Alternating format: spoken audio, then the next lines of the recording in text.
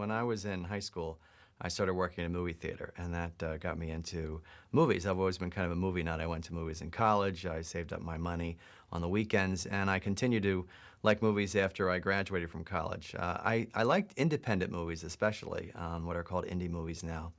And one day, when I was living in Connecticut, I saw an advertisement for a movie called Therese.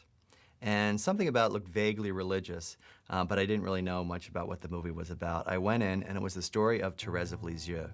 It's a movie by a man named Alain Cavalier, and it showed Therese of Liseux in these very spare scenes.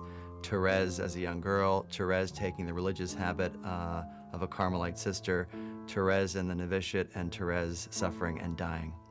At the end of the movie, I found myself in tears about this person I knew nothing about.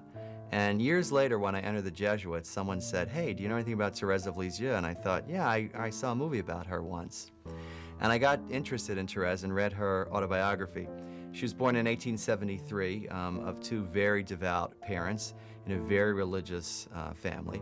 And she decides at age 15 that she's going to enter the Carmelite monastery. Well, that's too young for the Carmelites at the time, so she does what any bold 15-year-old girl would do at the time, which would be to go with her father to visit Pope Leo XIII and ask for his permission. So when she's presented to Leo XIII, she kneels at his feet and says, basically, "I want to enter the Carmelite monastery."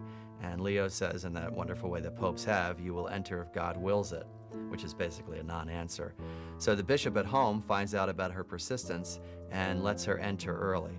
So she enters the monastery at Lisieux, the Carmelite monastery, and she has a very typical life, nothing unusual. She goes through her novitiate. She suffers the way that some people do in religious orders. She's very devout, and she dies very young. She dies of tuberculosis in her early 20s. But what happens is halfway through her time during her illness, one of the Mother Superiors asks her to write her autobiography. And so Therese writes this book called The Story of a Springtime Flower. And initially, it's passed around among the Carmelite nuns, and then it's passed to other Carmelite monasteries after her death.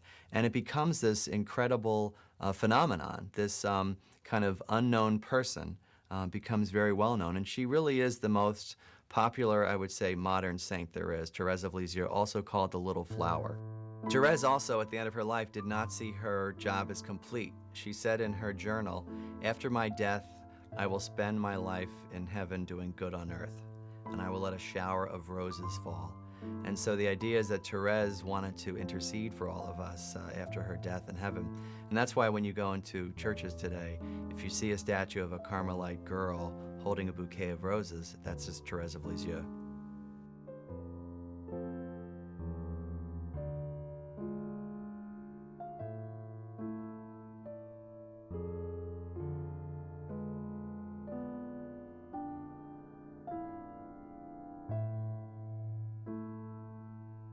One of the interesting things that people don't know about Therese, who was this very faith-filled saint, is that towards the end of her life, she struggled with feelings of despair over whether or not there was really a heaven, which is not very well known, and she pointedly told her sisters not to keep poison medicine near her bed, meaning that she feared that she might succumb and, try to kill herself.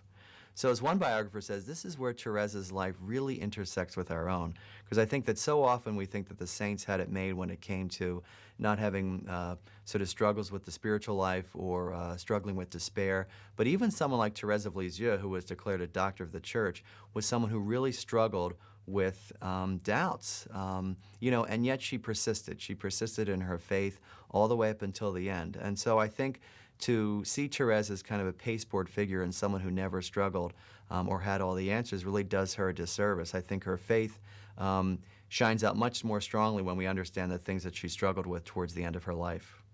But you think about it in terms of Holy Saturday, for example. I think that darkness and prayer is like the example of the apostles on Holy Saturday. It's between the crucifixion and the resurrection, where they're just kind of living on faith. And that's the way it is in our lives as well, too. I think that more of us feel that, our days are filled with dark than they are with light.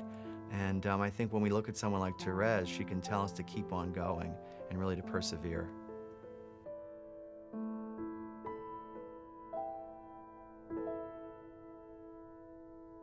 If you read the Story of a Soul, Therese of Liseux's autobiography, you're in for some shocks. She really defies a lot of expectations. For one thing, she says, "If only I could be a priest," which is somewhat shocking for a lot of people.